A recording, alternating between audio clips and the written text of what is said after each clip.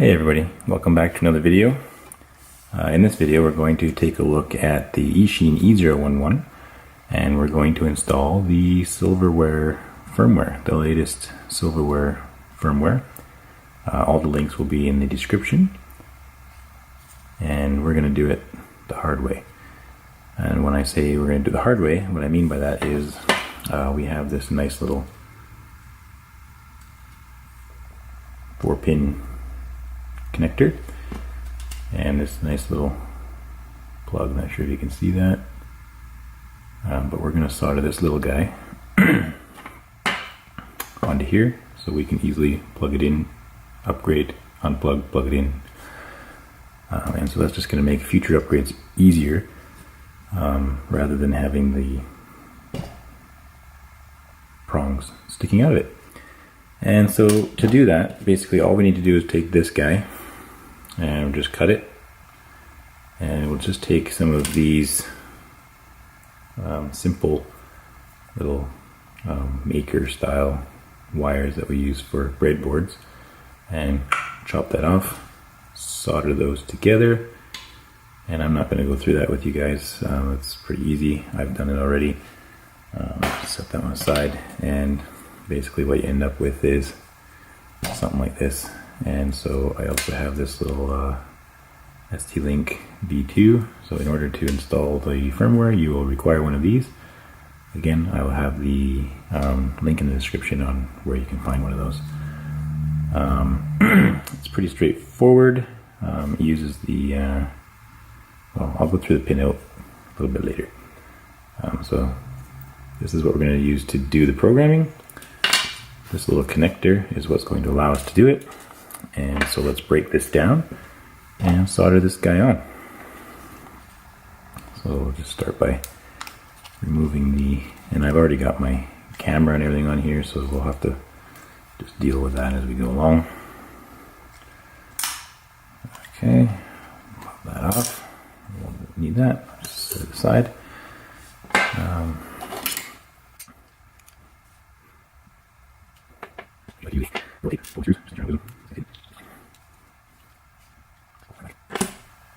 There we go. And so that should hopefully, oh, we got some glue up here. I don't really want the camera to fall off, but I can always glue it back on.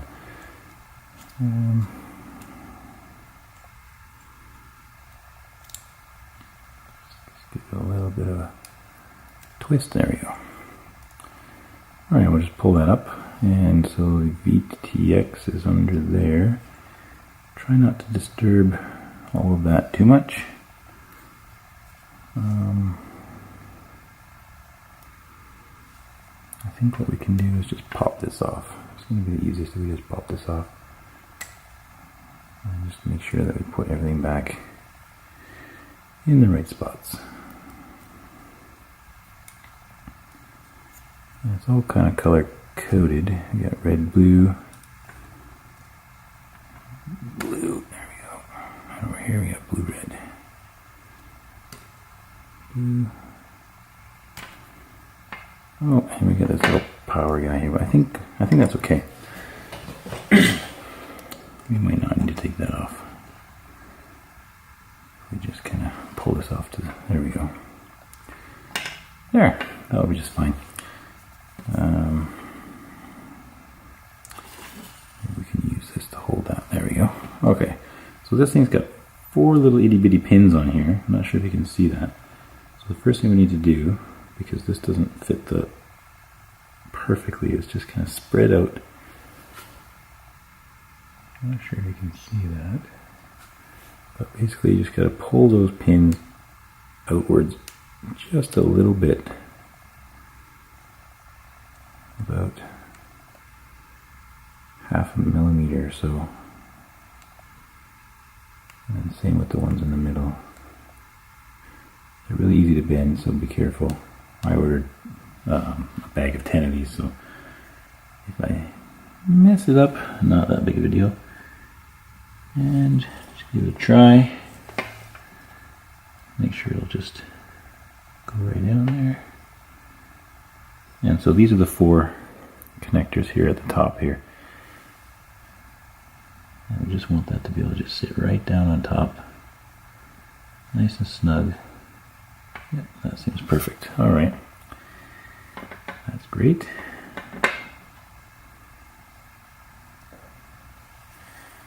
And what we'll do, we'll bring in some helping hands maybe.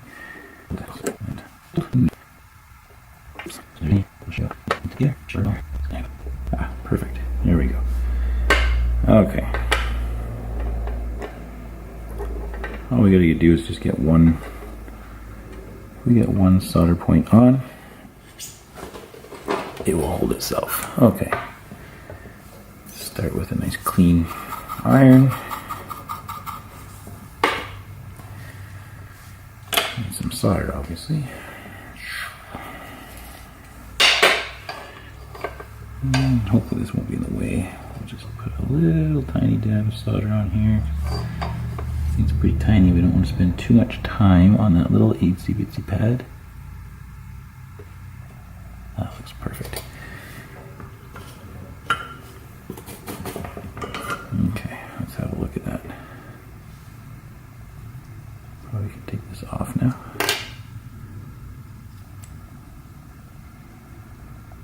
Yeah, that's perfect. All right. And so we'll do the other side just to make sure that the heat doesn't cause it to loosen up at all. Right there. Perfect. And they're super tiny, so you want to make sure you have a really nice and clean iron. And I like to just put a little dab of solder on the tip, just so it heats up quick. You want to get in and out and clean and dab. This one's a bit tricky because I'm in between. There, that looks pretty good. Let's just have a look. That looks perfect. Doesn't look like anything's touching. What we will do is we'll just use our trusty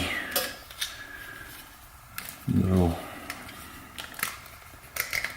good old Radio Shack voltmeter, and we'll just put it on continuity mode, and we'll just double check these,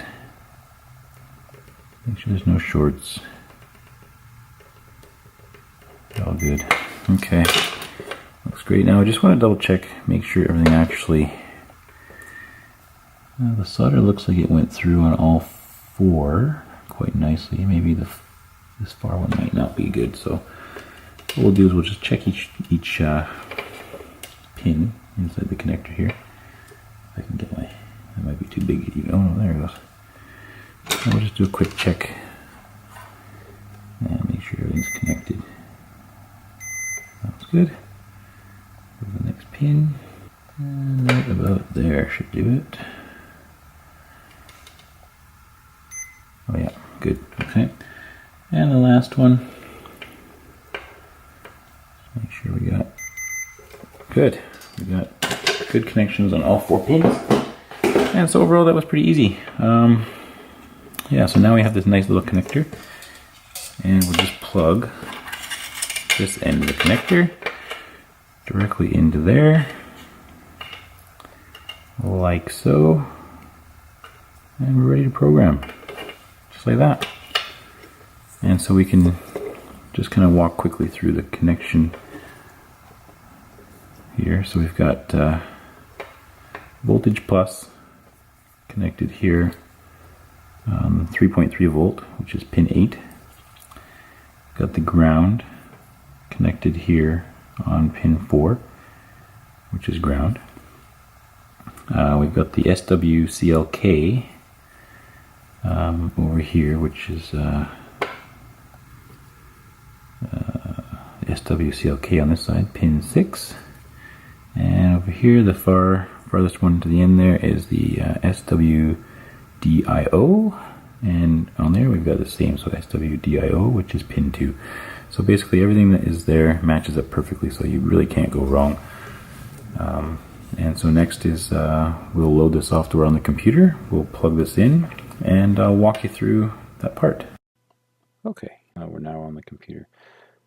So unfortunately, to do this, you're going to need a Windows machine. So I'm going to walk through how to obtain a Windows machine. If you already are on a Windows machine, you can skip ahead. But to obtain a Windows machine, you're going to need two things. For me, what I did was I searched for Windows 10 browser test image. And from here, second link here, free virtual machines for IE8. You can choose a Windows image that you want. What I did is I just chose the latest one here, which is Microsoft Edge Stable x64. Choose a platform. VirtualBox is a free tool, so I chose VirtualBox.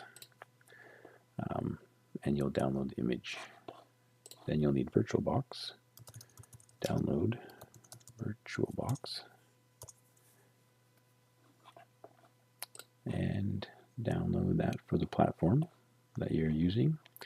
I chose obviously OS X because that's what I'm running. And that downloads VirtualBox for you, which you can't see because it's down below the screen.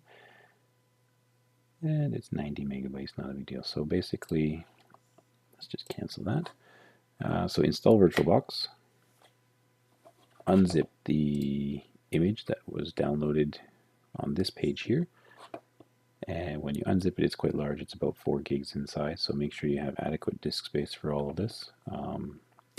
Then what you do is you load up VirtualBox, you load that image into VirtualBox, and run it, and you are off to the races. And once you do that, we won't need this anymore. You'll see something like this. Welcome to VirtualBox. Actually, I can just quickly walk through. So if you do that, you can choose anything you want. And you can put Windows, and you can say it's Windows 10, 64-bit.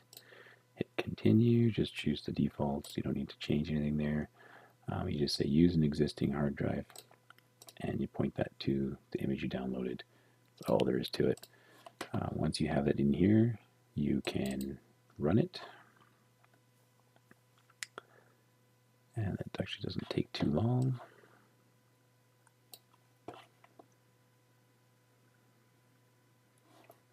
And don't worry about these messages. You can just get rid of those.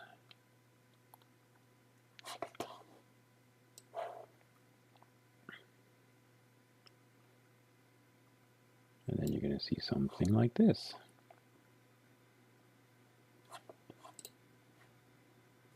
And the default login is password with a capital P and a 0 for an O and an exclamation mark at the end. There we go. Now, I'm not sure why my resize didn't take effect properly here.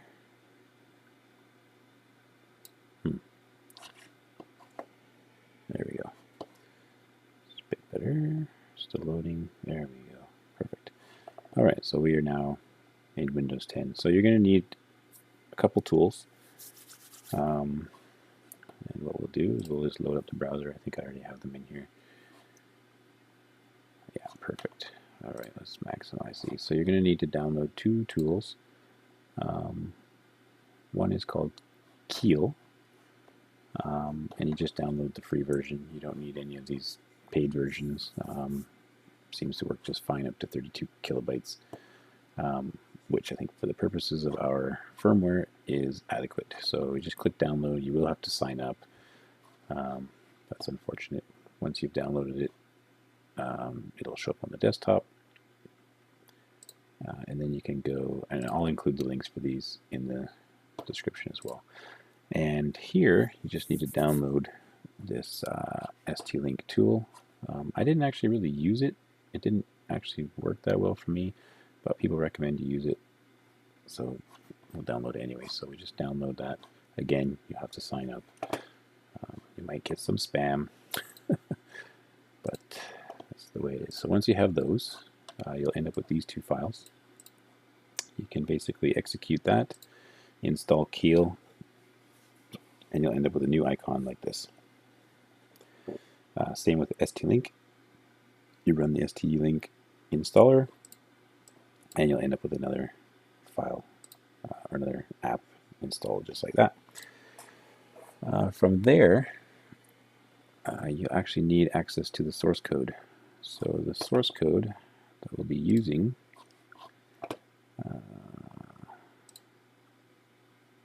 and the one that I used was the E011 Not Fast Enough. Enough? I don't remember.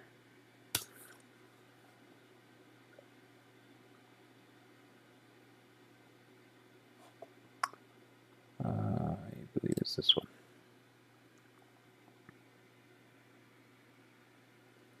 And I'll just include a link to this in the description as well. But I believe at the very top here there's a link. Not sure why we're not starting at the top.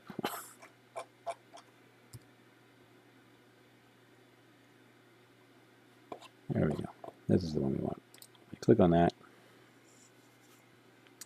So once you're here, basically you will just need to download the zip file. And we will save it. And it's currently downloading.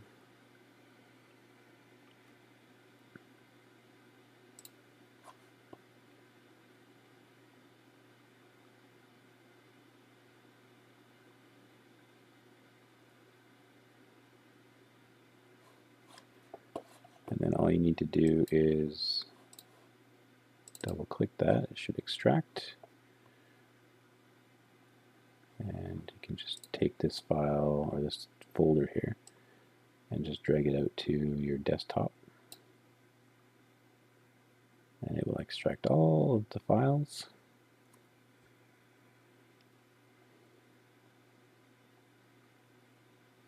And there we go. Load to desktop, you'll see the files there. Then we can close this. You won't need this anymore. Minimize that. And so here we have all the magic. Alright, so step one is you're going to want to plug in your ST-Link. So what I would do, let's try to do this without these tools and just stick with the Keel because it has everything you need. So we'll just load that up.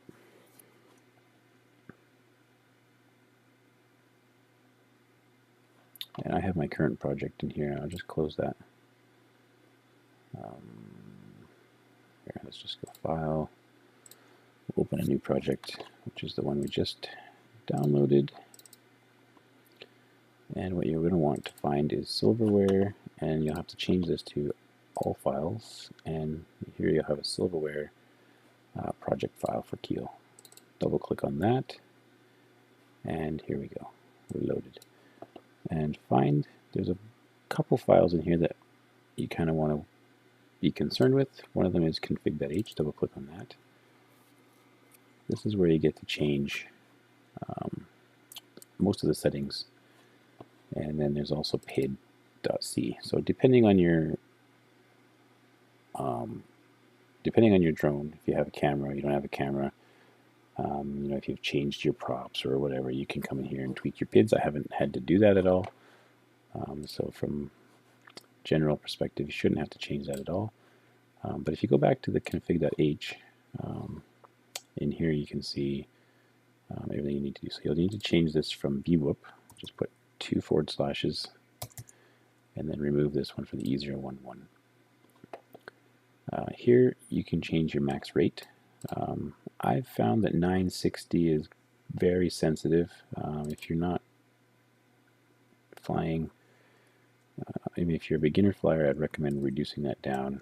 I think probably 800 seems to be a pretty good number. And then you've got your expo, 0.85. The values are from 0 to 1, so you can change that to whatever you want to set that to. 0.85 seems okay. If you have this a little higher, you might want to go a little higher. If you reduce this down, you can reduce this down.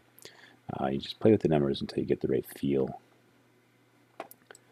I found that this stick deadband, I didn't like it. It made me overcompensate. I'm using a Tyrannus, so my sticks center very well, so, and I can trim it up. So I commented that out. But if you have issues where your stick is dead center and your quad is tilting or moving in any direction, you may want to add that back. But I found it a little bit strange to fly with having dead stick in the center. Depending on what flight controller you're using, you'll want to change this. If you're using the stock flight controller, you want to uncomment this top one. If you're using Devo, then just continue, leaving that one there. I am currently using multi-protocol on Tyrannus, so I will uncomment the use multi. Now, depending on your stick that you're using, you'll find you might need to read this. So if you're sticking with the use multi, like I am, then essentially this works perfectly fine. Arming's on channel 5. So that's whatever channel you set up, whatever switch you set up on your Tyrannus to be on channel 5, that will be your arm switch. By default, it also does an idle up. So once you hit the arm, your props will spin just ever so slightly. I think it's about 14. So it comes up just enough. And that's about it. So here, what this does here, so this is level mode. So by default, it's going to come up in acro because nothing's going to be enabled.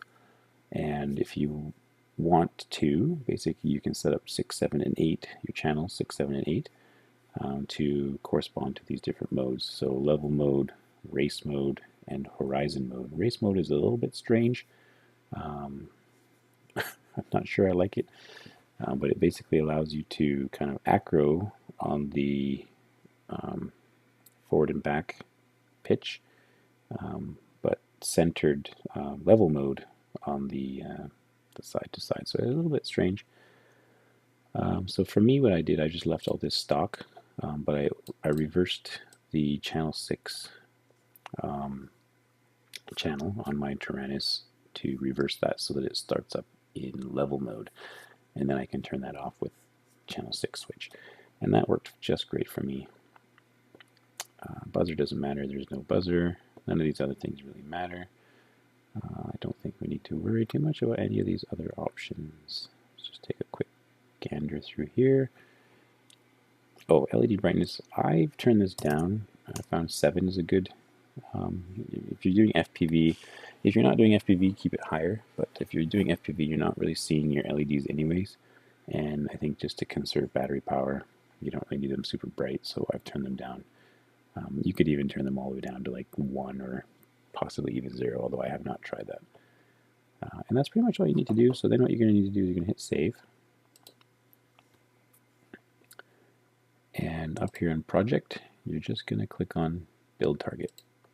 And so what that will do is compile and build as a hex file, which is the actual firmware file. That takes about a minute or so.